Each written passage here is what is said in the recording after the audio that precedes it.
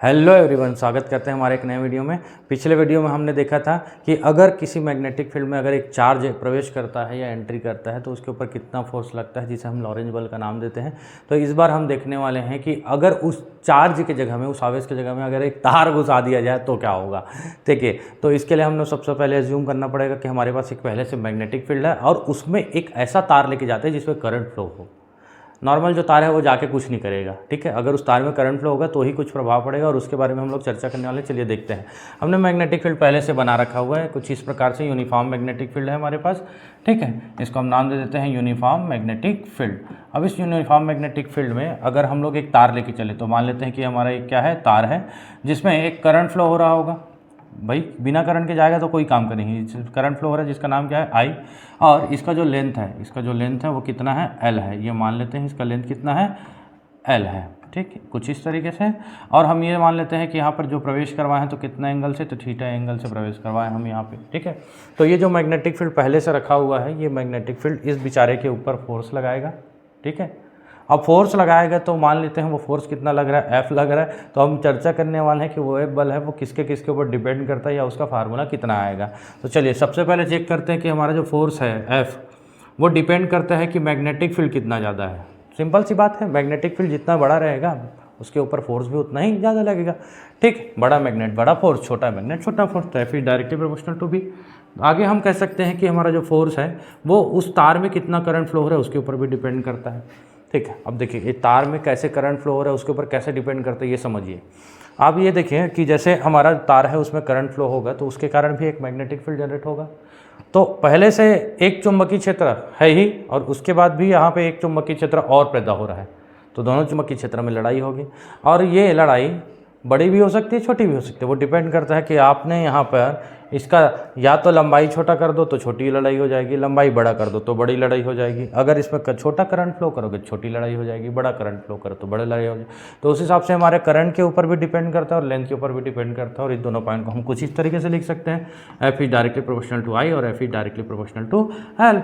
ये हो गया 3 फैक्टर्स। और 3 फैक्टर से बाद चौथा फैक्टर आता है कि हम उसको इंट्रोड्यूस कैसे करवा रहे हैं, किस एंगल पे इंट्रोड्यूस करवा रहे हैं। तो वो एंगल हमारा थीटा है, तो उस थीटा के साइन के ऊपर डिपेंड करता है। तो हम कह सकते हैं F is directly proportional to sine और ये थीटा।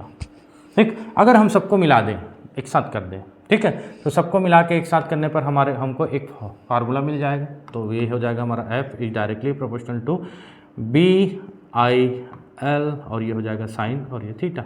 हमको पता है कि इसको हटाते हैं कि कांस्टेंट लगाते हैं, इस कांस्टेंट का नाम हम लोग ले लेते हैं के। तो ये हो जाएगा के बी आई एल और ये हो जाएगा बेटा साइन थीटा। अगर आप चेक करेंगे तो हम लोग ऐसा यूनिट में ना, ऐसा यूनिट में इस के की वैल्यू को ना कितना लेके चलते हैं, 1 लेके चलते हैं। इस के की यूनिट को 1 लेके चलते हैं। अगर इस के की वैल्यू यहाँ पुट करेंगे तो उस हिसाब से हमको एक नया फार्मूला मिलेगा, that is equal to F is equal to B I L और ये हो जाएगा हमारा साइन और ये थीटा। बी आई एल हमारा क्या हो जाएगा, साइन थीटा। ये ध्यान रहेंगे, B I L sine theta. और यही हमारा क्या है, लगने वाला बल है। ये हमारा लगने वाला बल है। तो कितना लग रहा है फोर्स, तो न्यूटन फोर्स लग रहा है। ठीक है, तो ये हो जाएगा मैग्नीट्यूड, कितना फोर्स लग रहा है उसका फार्मूला। अब बात करते हैं इसका वेक्टर रिप्रेजेंटेशन, यहीं पर तत्काल कर देते हैं। तो वेक्टर फॉर्म में अगर लेके चलें तो हम लोग यहाँ साइन थीटा को क्या कर देंगे, हटा देंगे। तो साइन थीटा हटाएंगे तो क्रॉस प्रोडक्ट लगाएंगे, तो क्रॉस प्रोडक्ट 2 वेक्टर्स के बीच में लगाएंगे।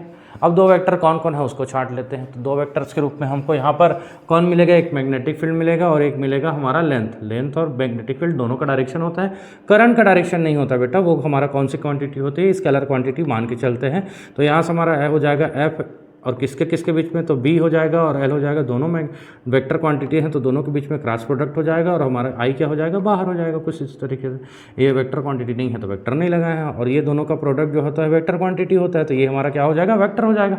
तो इस तरीके से हमारा ये फोर्स का वेक्टर रिप्रेजेंटेशन हो जाएगा। बात करते हैं इसका जो फोर्स लग रहा है, तो वो फोर्स मैक्सिमम कम होगा और मिनिमम कम होगा। तो मैक्सिमम मिनिमम के लिए हम लोग थीटा को हम लोग चेंज कर लेते हैं। तो थीटा की वैल्यू अगर हम लोग एक बार 0 डिग्री रखें तो क्या प्रभाव पड़ेगा, और थीटा की वैल्यू जो हमारा 90 डिग्री रखे तो क्या प्रभाव पड़ेगा। तो अगर थीटा की वैल्यू 0 डिग्री हो तो साइन 0 की वैल्यू हो जाएगी 0। तो अगर ये 0 हो जाएगा तो पूरा टर्म्स क्या हो जाएगा, 0। तो उस कंडीशन में एफ इजिकल टू क्या हो जाएगा, 0 हो जाएगा। ये हमारा एक चीज़ आ जाएगा। दूसरा हम देखते हैं कि अगर 90 डिग्री रखें तो साइन 90 की वैल्यू हो जाएगी 1। तो उस कंडीशन में बी आई एल का मल्टीप्लिकेशन 1 के साथ हो जाएगा तो बचे रहेगा। तो यहाँ फोर्स की वैल्यू कितनी हो जाएगी, तो बी आई और ये हो जाएगा हमारा एल, बी आई एल। ठीक। अब इस प्रकार से हम इसको कह सकते हैं, ये 0 लग रहा है तो ये हमारा मिनिमम फोर्स हो जाएगा और BIL जो है हमारा क्या हो जाएगा, मैक्सिमम फोर्स आ जाएगा। तो ये हम कह सकते हैं कि बिल्कुल अगर 90 डिग्री में एंट्री कर रहा है तो उसके ऊपर जो फोर्स लगना है वो मैक्सिमम फोर्स लगेगा 90 डिग्री में कर रहा है तो, ठीक है। अब बात आती है कि इसके डायरेक्शन कैसे निकाले सर। तो डायरेक्शन निकालने के लिए देखो डायरेक्शन तो निकालना पड़ेगा ना, क्योंकि ये वेक्टर क्वांटिटी है। अब वेक्टर क्वांटिटी डायरेक्शन कैसे निकाले चेक करते हैं। उसके लिए हमारे पास फ्लेमिंग का लेफ्ट हैंड रूल है, फ्लेमिंग का लेफ्ट हैंड रूल। तो उसके लिए जो मान लीजिए हमारा ये फ्लेमिंग के लेफ्ट हैंड रूल को कुछ हमने पिछले वीडियो में समझ चुके हैं, एक बार और हल्का सा देख लेते हैं। तो अगर मान लीजिए कि हमारा फोर्स लग रहा है, मैग्नेटिक फील्ड का फोर्स लग रहा है किस डायरेक्शन में, इस डायरेक्शन में, ठीक है। और करंट चार्ज हमारा किस डायरेक्शन में है, बाहर की ओर है, क्यों इस तरीके से, चार्ज हमारा किस डायरेक्शन में है, क्यों बाहर इस तरीके से। तो यहाँ फोर्स कैसा लगेगा, तो फोर्स लगेगा अपवर्ड कुछ इस तरीके से। तो ये हमारा क्या हो जाएगा, मैग्नेटिक फोर्स का डायरेक्शन हो जाएगा कुछ इस तरीके से। तो यहीं से हम लोग इस डायग्राम में भी जमा लेते हैं, ठीक है। तो अब हम लोग अगर जमाते हैं तो सर देखो मैग्नेटिक फील्ड तो इधर लगा हुआ है, तो ये हमने एक उंगली मैग्नेटिक फील्ड की तरफ हो गई। दूसरी हम बात करते हैं कि हमारा करंट का डायरेक्शन देना है। करंट का डायरेक्शन मान लेते हैं कि करंट अंदर की ओर जा रहा है, इस डिजिटल बोर्ड के अंदर की ओर जा रहा है। तो मैग्नेटिक फील्ड का डायरेक्शन मैग्नेटिक फील्ड का डायरेक्शन इस तरफ हो जाएगा। और करंट की डायरेक्शन निकालने के लिए हम ये बीच वाली उंगली को किधर कर देते हैं, इस तरफ कर देते हैं, ऐसा अंदर की ओर।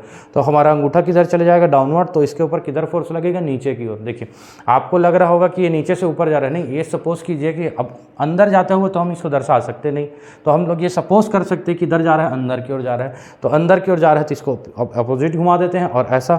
और मान लीजिए कि हमारा ये क्या हो जाएगा, बाहर की ओर, तो कुछ ऐसा। तो ठीक है, ये करंट के डायरेक्शन के ऊपर डिपेंड करता है कि करंट अंदर जा रहा है कि बाहर जा रहा है। अगर अंदर जा रहा है तो कुछ ऐसा, और बाहर जा रहा है तो कुछ ऐसा। अगर मैग्नेटिक फील्ड इस तरफ हो तो एक तरफ से फोर्स ऊपर लग जाएगा, अगर बाहर आ रहा है तो, और अंदर जा रहा है तो किधर लग जाएगा, नीचे की ओर लग जाएगा। तो इसमें अगर ये तार अगर जाता है तो इसके ऊपर जो फोर्स लगेगा वो डाउनवर्ड की तरफ लगेगा।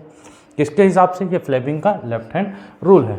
तो इस फ्लेमिंग के लेफ्ट हैंड रूल से इसका डायरेक्शन निकाल सकते हैं। और इसका जो फार्मूला आया वो कितना है, BIL sin थीटा। ये बहुत ही ईजी है। और इस पर्टिकुलर फार्मूले से हमारा जो नेक्स्ट क्वेश्चन है, नेक्स्ट टॉपिक है, वो 5 नंबर का सवाल बनता है बोर्ड्स के लिए, ठीक। वो ज़्यादा इंपॉर्टेंट है। और उस टॉपिक के लिए हमारे नेक्स्ट वीडियो का इंतज़ार करें और हमारे इस चैनल को सब्सक्राइब करें, क्योंकि ये जो भी टॉपिक चल रहा है आपके छत्तीसगढ़ बोर्ड के लिए बहुत ज़्यादा इंपॉर्टेंट है। तो अपने फ्रेंड्स के साथ शेयर करें और इस चैनल को सब्सक्राइब करने के लिए उन्हें ज़रूर कहें। धन्यवाद।